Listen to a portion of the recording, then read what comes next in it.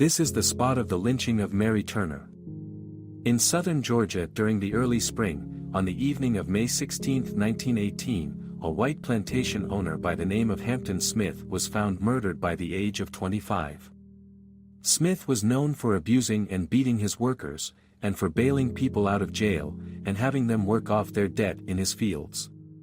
Immediately drawing an angry crowd, the plantation workers of Hampton's property, also known as Old Joy's Place, were targeted at once. Within the list of 13 suspects was a man named Hayes Turner.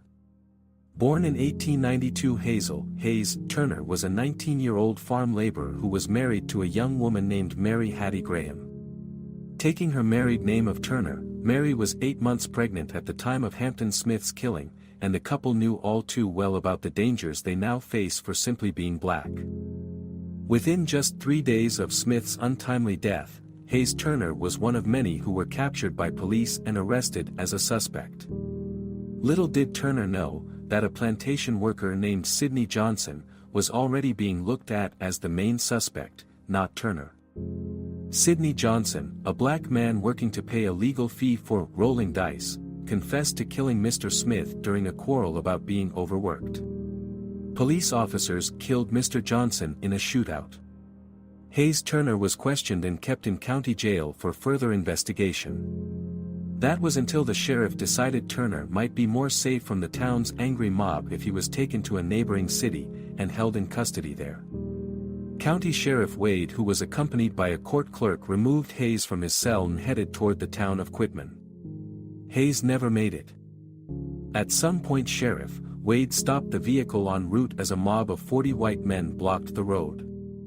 They snatched the prisoner out of the vehicle and handcuffed Turner was led into the woods where he was hung by the neck in a tree.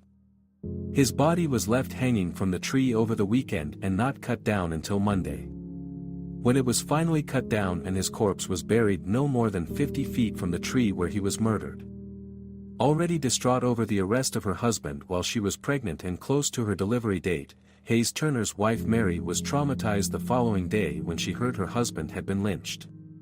Without a doubt, Mary knew that the persons responsible hid their acts behind the shine of a sheriff's badge, and in her despair, 19-year-old and 8 months pregnant Turner publicly denied that her husband had anything to do with the murder of Hampton Smith. She demanded that those responsible for her 19-year-old husband's brutal murder be charged with that crime. She denied that her husband had been involved in Smith's killing, and threatened to have members of the mob arrested. Enraged by this, the mob turned against her, determined to teach her a lesson. Although she fled, Mary Turner was captured at noon on May 19, one day after the lynching of her husband. The crowd showed no mercy as they put their deranged plan into action. First, the crowd of white mobsters took her to the bank in Brooks County near Folsom Bridge. A tree hung just over the water on the banks, and that's where they decided to throw their rope. Mary Turner was tied and hung upside down by the ankles, her clothes soaked with gasoline, and burned from her body. Her belly was slit open with a knife like those used in splitting hogs.